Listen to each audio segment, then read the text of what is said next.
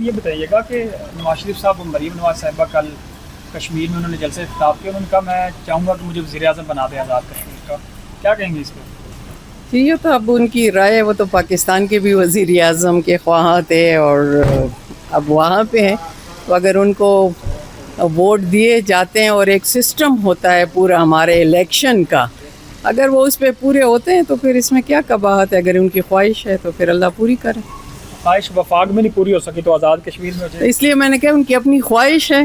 تو ہم تو دعا ہی کر سکتے ہیں کہ ان کی خواہشات پوری ہو جائیں، لیکن یہ کہ ایک طریقہ کار ہوتا ہے، ایک اسٹرینتھ ہوتی ہے، آپ کو ووٹ ڈالے جاتے ہیں، پھر آپ کے الیکشن کا طریقہ کار ہے، پھر آپ کی نومینیشن ہے،